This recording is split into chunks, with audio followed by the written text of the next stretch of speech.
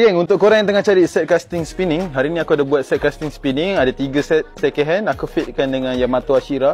Paling baru 2025. Dekat sini kita ada Shimano sahaja guys. Kita ada Shimano Essence CI4 Plus, Shimano Stradic dan juga Altegra. Harga memang murah-murah, harga semua boleh nego.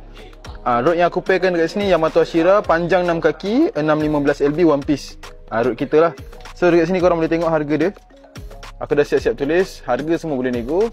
Kalau korang nak, korang boleh screenshot dan PM kita orang. So guys, yang pertama aku nak tunjuk korang Essence CI4 Plus size C3000 MSG. Ini colour hitam ni. Ini Essence CI4 Plus. Korang boleh tengok condition dia baik guys, macam baru, cala pun tak ada. Jadi ni aku buka harga RM1,135 saja. Harga boleh nego. Untuk rod guys, rod ni kalau korang nak jet ikan 3-4 kilo pun boleh, tak ada masalah.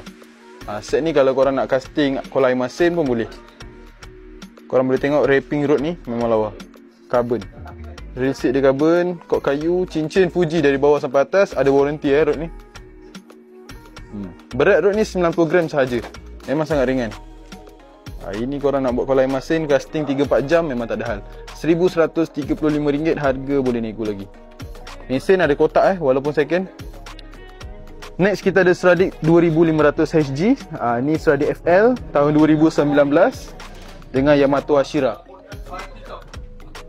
Ni satu set pun cun juga, harga dia RM885 saja. Condition mesin smooth lagi, macam baru, dapat siap dengan tali. Pun ada kotak juga, 885 sahaja. Harga boleh nego. Rod pun sama spek. Rod satu spek saja, 6 kaki, 615 one piece. Rod one piece guys Kalau korang nak jack betulnya ikan setakat bawah 4 kilo memang tak ada hal. Dan last sekali kita ada Shimano Altegra. Shimano Altegra ni size 3000 ratio SG. Yang ni murah sikit, harga dia RM725 saja. Harga boleh nego. Spek rod sama. Condition mesin korang tengok, dapat siap dengan tali. Tinggal mancing saja guys. Harga RM725.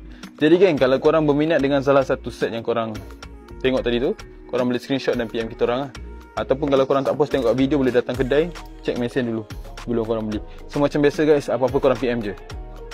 Dan kami juga menerima track in wrist dan rod. Sekian, terima kasih.